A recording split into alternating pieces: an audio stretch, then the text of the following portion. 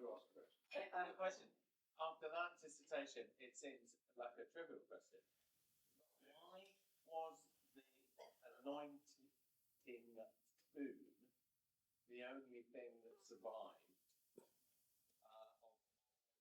Really interesting question. It's very simple. It was the cheapest. All the rest of the regalia were pounds and pounds of gold. The spoon, I keep saying spoon, the spoon was sold for 16 shillings, and the man who bought it was a man called Kinnersley, who was one of the pages of the back stairs. And do you know what? He actually fulfills the same office to Cromwell. Because what we've got to remember, I'll stand up again, sorry, I just sat down to rest my legs a bit. Cromwell is effectively king. And Cromwell becomes more king as the protectorate goes on. What do you discover? What tries to happen after the death of the execution of the king in 1649 is exactly what happened when we were having the struggle over Brexit. Do you remember when you had Bercow and you had Dominic Grieve, and Parliament, the House of Commons, actually tried to rule the country, and it was catastrophic.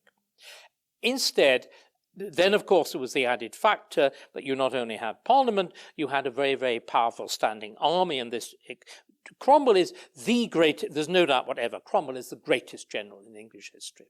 He is the only person who's ever conquered the whole of the British Isles. Caesar didn't, Edward I didn't, nobody did. He did. He conquers with brutal and vile methods, but I'm afraid that's the nature of conquest. He conquers the whole of the British Isles. And so he is made, first of all, Lord Protector. Lord Protector means regent. You don't use the term regent in English. That's why Richard III is called Lord Protector. Lord Protector is the English word for regent. So he's made regent, and he's made regent with 2 inauguration ceremonies that are quasi-coronations. The first one of them is relatively modest, but the second one of them is in Westminster Hall. They bring in the coronation chair. This is allegedly Republican government. He's then invested with the purple robe, with an orb and a scepter, and with everything but a gold Bible and everything but a crown. But when he dies in 58, he's actually buried with the crown. And he is buried in the most magnificent of funeral ceremonies, which is a royal funeral ceremony. The royal funeral ceremonies of the Middle Ages were actually presided over by an effigy. If you remember back to the Queen's ceremony, the most moving moment is the crown on the coffin. And that moment it was removed just before she disappeared in the lift, to be popped up again, of course, which we weren't told because she had to be buried somewhere. The great advantages of having hydraulic lifts. But anyway, in the Middle Ages, the monarch was buried under a complete effigy, wearing the royal robes, the crown, the whole lot. And they were only formally buried and only consigned to earth once the effigy was actually removed. Cromwell was buried with an effigy in full imperial robes, with the crown and standing up, the whole lot there. Why is it brought back? Because you couldn't have legal government without it. And the whole notion of government according to law was government fundamentally by Parliament. Cromwell could not get any representative of assembly, save as a traditional Parliament, and he wouldn't meet a traditional Parliament. So you bring back monarchy because the government of the Lord Protector was unlimited government. The government of a monarch is limited government. But the spoon survives, as I said, because of this deliberate decision by the revolutionaries of 1649 to destroy every single trace of monarchy. But it's cheap, it's bought by somebody as a souvenir.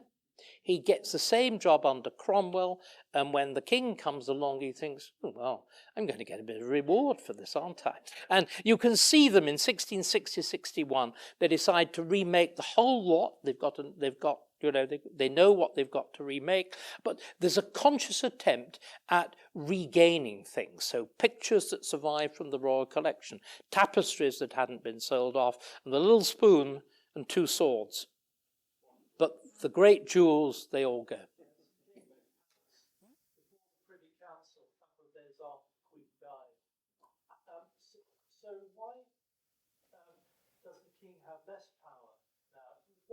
status at that point, and how will that change the coronation? Now, I'm not quite clear.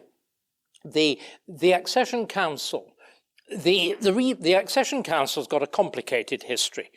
The history of the Accession Council suggests that there is a suspension of royal power. Right. Normally, the traditional view is, which was expressed in France, there is that famous phrase which is not used in England: "The king is dead, long live the king." The Accession Council suggests something else, that the king actually is not quite known. He's got to be acknowledged. And this process is a double one. It starts in 1603 with the death of Elizabeth. That James is not heir. And the period before James arrives in England, which is several weeks, there is rule by the Privy Council. And that council becomes an accession council. And the process is then formalized in 1689. Because, again, and it's really important we understand this, with all the apparatus of king by the grace of God, king by hereditary right, it's not. The royal succession is and has been since 1328, determined by Act of Parliament. In other words, the decision as to who will be king is finally the responsibility of the realm, not of God. And again, all of this should be being explained. We are a royal republic. And the thing that's most striking is that the great founding fathers of America, particularly John Adams, who's one of the most intelligent, the founding fathers were very intelligent. Adams says in 1760, long before the revolution actually kicks off, England is a republic. It just happens to have a hereditary head. But if you actually look at what we have, all the rights of life, liberty, property, that the rest of the world only catches up on, if it catches up at all in the 20th century, we've essentially had since the late Middle Ages, within monarchy. And it's the great paradox. It's the great, great paradox. And the Accession Council is the thing that really symbolizes it. That the monarch, and again it's repeated there, the monarch has to swear at that very point to accept formally the religious settlement, and then repeated much more formally, or should be much more formally. I mean, let me explain why the coronation oath has been messed up as badly as it has. It's a result again of empire. It's the result of the Statute of Westminster in 1931, which makes the monarch simultaneously king, or whatever it is, of Britain and of Canada, Australia, New Zealand, and all the rest of it. And they decided it was just too much of a mouthful to have to say, and obey the laws as enacted by all your respective legislative assemblies. So the phrase is dropped. I think if we'd had a shrewd king now, and I have my doubts, he should very definitely have restored that phrase. And one of the most shocking things about the decisions he's taking is to reduce the representation of Parliament to a token couple of dozen from each house. Again, if you look at the coronation of 1689, that's the coronation when William and Mary are acknowledged as king and queen, the entire House of Commons is given a separate gallery directly overlooking the Chancellor of Westminster Abbey, with the Speaker in full gear sitting in the middle of it, looking down on the king because they've made the king.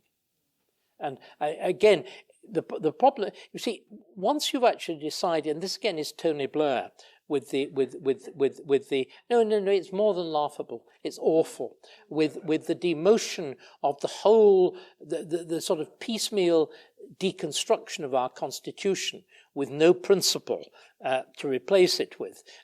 What you've done is you've left the king with choices which he shouldn't have. The king should not be choosing who is in the abbey. It is not for the king to determine that this charity or that charity or this person who's done something jolly, a boy who's sort of spent a couple of nights in a tent. And it is simply absurd. It's not good. It's cheapening the thing, and it destroys the notion of political representation, and that's under terrible attack already. Yeah, Richard. David, if we had an inherited monarch who was definably mentally subnormal, how would the accession process develop? Well, I can give you a precise example. America now has a president who is manifestly, even more than anybody in this room, suffering from the antiquities of age.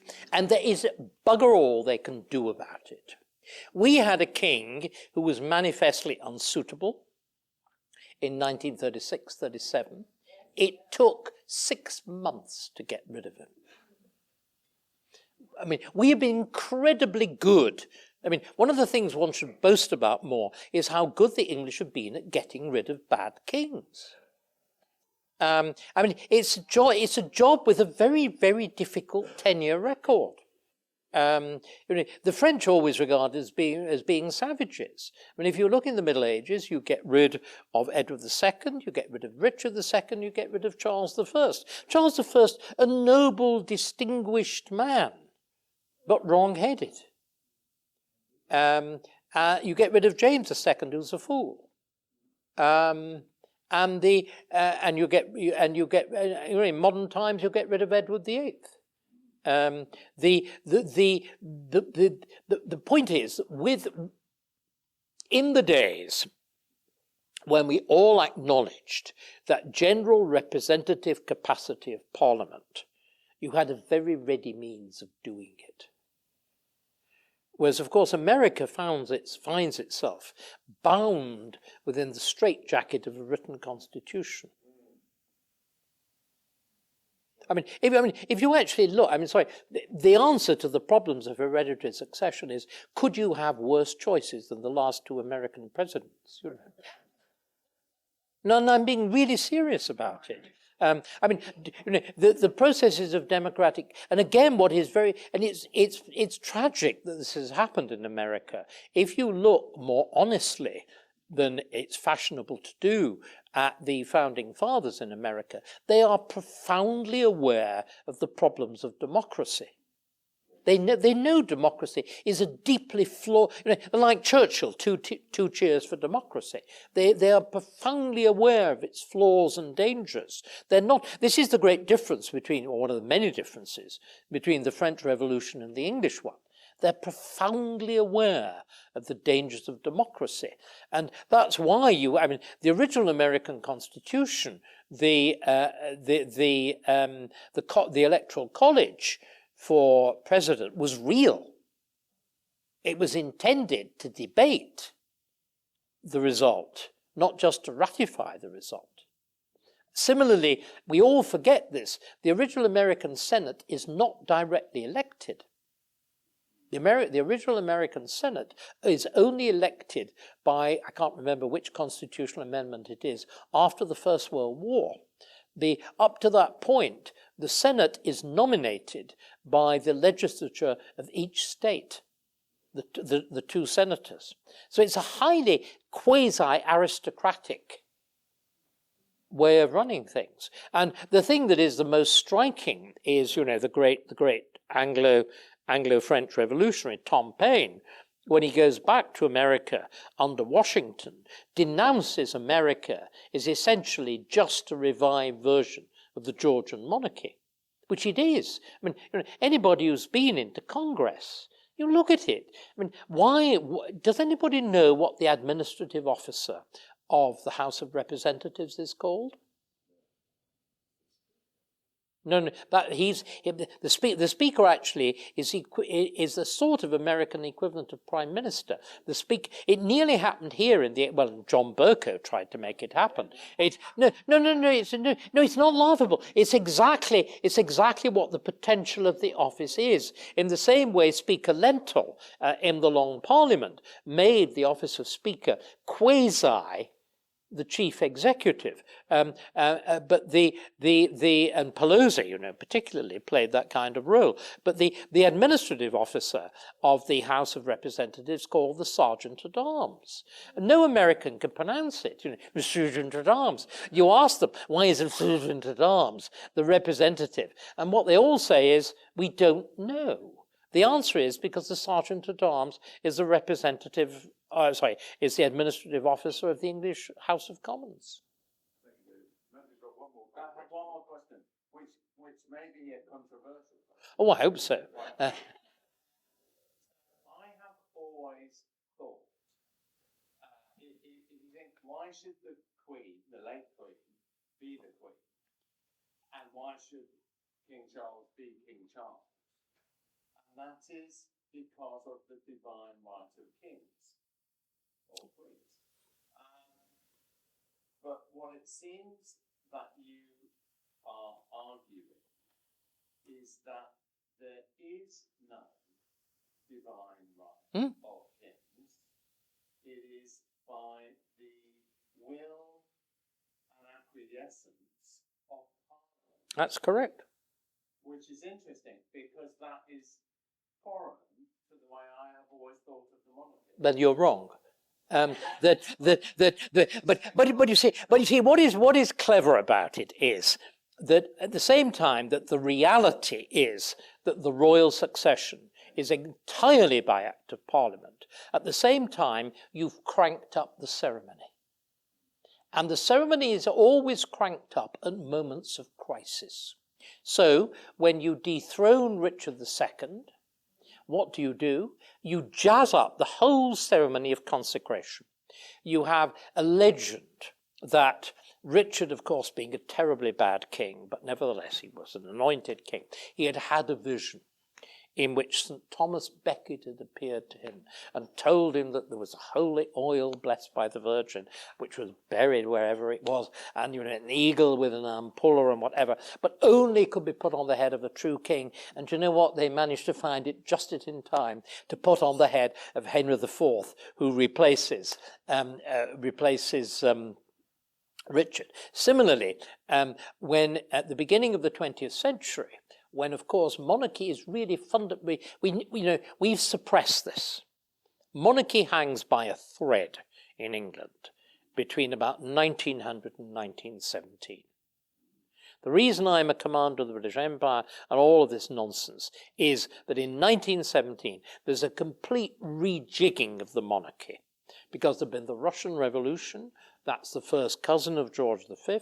And what you do is you Anglicize this German monarchy. So you call them the House of Windsor. You reinvent them as an English family. You alter their marriage customs. You can say they can marry English people. And you completely reinvent every order of distinction in the country. Before 1917, there were about whatever it is, 24 Knights of the Garter, 24, is it 48 by that point, Knights of the Bath, tiny. From 1917 onwards, thousands of people can be given honours and decorations. And the first inauguration ceremony of the Order of the British Empire, anybody care to guess where it is? Ibrox Park Football Stadium. No, serious. You think the monarchy is populist now? And the person who got the loudest cheers was a little woman who was working in the munition factories in Glasgow, and the king was there, it was a very good thing, without Queen Mary, and the British Empire medal had to be pinned on the left breast. And the king took an inordinate amount of time pinning the medal on her left breast. But Terry, sit down for just 1 second, because people are enjoying it. This is really, really important. So what happens then is that because of democracy, you crank up royal ceremony. So the whole front, remember, Britain has only just started to be, we always talk about democracy as though we'd had it thousands of years. We don't. It only is late 19th century. It's only post 1867. And it's a dangerous experiment. And what you see happening at the beginning of the 20th century, there's this extraordinary man, a bit like me really, except he had power, a man called Viscount Isha, extraordinary man, Anglo-French, gay. In fact, his principal relationship, it's appalling, but it's true, was with his own second son. But he is the key figure in the reinvention of royal ceremony. He is the man who commands the Committee on Impeachment. He's responsible for the fact Britain survives the First World War. He's the chairman of the Committee on Imperial Defence. He turned down being Viceroy of India, Foreign Secretary, whatever. He's Constable of Windsor Castle, and he is the one who reinvents royal ceremony. He's responsible for making the Mall, the ceremonial heart of London. He uses the money for the Victoria Memorial to build Admiralty Arch, to construct the Victoria Monument, that huge roundabout in front of the palace, which is there for a single purpose, so that crowds can assemble and salute the monarch on the balcony. And the front of Buckingham Palace is the last thing to be rebuilt in 1913. And it is, I think, 6 inches of stone thick. It is put on whilst the king is at Balmoral over the summer of 1913, and they don't even need to take out a window pane. So this whole thing is constructed as a theatre of royal, popular, grand ceremony. So what you do, in other words, there's no contradiction between the two faces that I'm talking about. The reality is, this is why all this nonsense of we've discovered somebody in Australia who might be the proper descendant, it's all rubbish. The succession of the crown is determined by Act of Parliament. So when, for example, Edward VIII abdicates, his abdication has absolutely no effect. When he writes the letter of abdication, that has no legal effect until it's embodied in an Act of Parliament. But at the same time, you crank up the ceremony. So it's this bizarre... this is why it works. Government is not logical. It's the disaster of the French Revolution. It's the disaster of what happened in 1945, the foundation of the United Nations. It's the disaster to think these things are rational. We are not rational animals.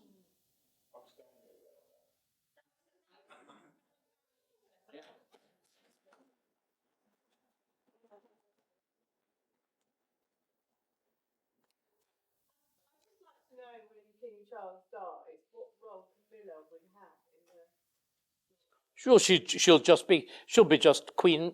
She'll be queen non-mother. Yeah, she'll be queen non-mother. That's assuming she outlives him, which I think is a pretty safe bet. You women do, don't you? Pardon? I think she's got a strong trace of the genes of Queen Elizabeth, the Queen Mother, pickled in gin. It's perfectly clear the Queen didn't drink enough, yes, that bone cancer would never have survived, if she'd been properly pickled. But again, there's been an awful lot of silly misinformation about the business of consort crowns. The reason that you have the number of consort crowns you do is because, of course, and everybody forgets this, when Edward VIII abdicates in the end of 1936, you actually had a living Queen Mother. You had Queen Mary. So she had her own crown, which he wore at the coronation, which is why you had to have a separate crown made for Queen Elizabeth, the Queen Mother. It's nothing to do with the tradition of making a separate crown for everybody. It was just that the circumstances then, you had 2 queens alive at the same time. And you will all remember, Queen Mary was still alive when her son died. She dies before the coronation, but there is that extraordinary photograph which shows the 3 queens, which shows Queen Mary, Queen Elizabeth, the Queen Mother, and Queen Elizabeth, all in black in veils. That is a staggering photograph. But it's going to be. I mean, it will. I mean, it is interesting. I mean, it will be the first coronation of a consort since 1937, all I can say is there have been far more peculiar consorts than Camilla.